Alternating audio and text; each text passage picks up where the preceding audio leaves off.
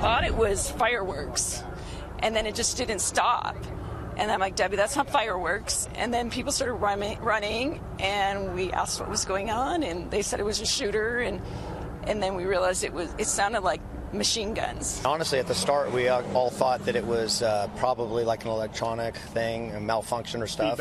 Feedback or whatnot, and everybody was kind of, I'm like, hey, it's okay, everybody's all right. And then all of a sudden, people started dropping. Everyone who I thought, has passed on, they have an article of my clothing covering their eyes, covering part of their body.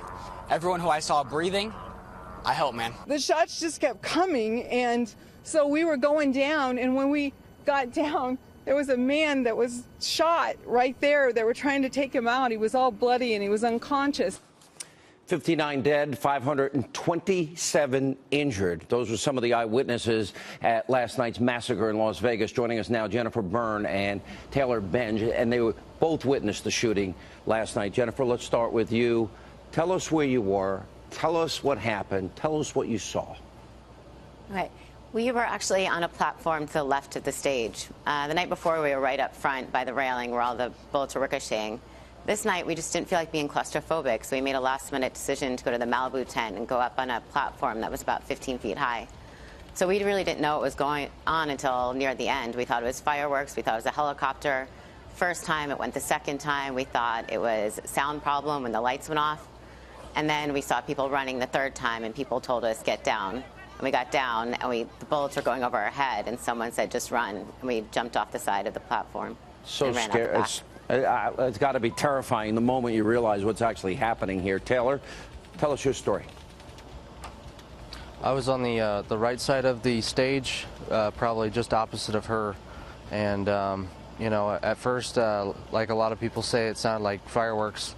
But that soon erupted into a lot more than that, and I started to realize something went wrong as soon as the artist ran backstage and the lights turned on. There was a gentleman about 5 feet away from me to my left side with a bullet wound right under his chin, and oh man, I could see in his face he wasn't there anymore, and that was one of many faces, and unfortunately. A lot of people didn't make it out, and a lot of people didn't know what to do at the time. You mean he literally had gotten hit in the chin and the face? Yeah, he got hit right under here, and there was another gentleman. I didn't see him, but my sister did, who was hit in the temple, unfortunately. But these people were feet away from us, and I can't imagine what would have happened had I brought my brother, because he was supposed to go with us, or had, either me or my sister be 2 feet to the left or right. When we show these images and these still pictures, the field clears, and then you saw people racing out in the middle to help all of those people that were injured, maybe fatally. They didn't know when they were helping them. Did you also see that part going on? I saw a lot of people helping. In fact, when I ran into the back parking lot and made it to the dirt part of it, a gentleman in a pickup truck allowed me and my sister to get in the back of his truck with someone who was shot in the chest. And, we got in that car, and my sister and I, we jumped out, and he just kept going. But we got to our car and went about southbound to the McCarran Airport area, because as far as we knew, there was multiple shooters for how many rounds were going off.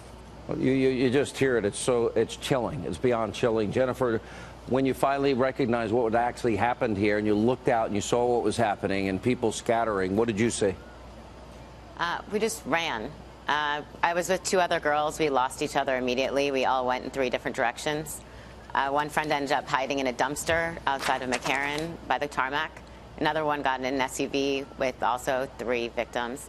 Right. And I just ran to the left, but the farther away, through back roads away from the strip, and the farther I ran, the gunfire got louder, and it felt like it was getting closer, like they were right behind you, which led us to think there were multiple shooters. It sounded like they were super close behind us. Yeah. And the farther you ran, the closer they got. Many lives were changed last night. They say now might be the ricocheting of bullets. Mm-hmm. But Jennifer, Taylor, thanks for sharing your story with our audience. Sorry you both had to go through that. And our thoughts and prayers, obviously, with the families, as I'm sure many parents now with their kids in hospitals and they don't know the outcome of this yet.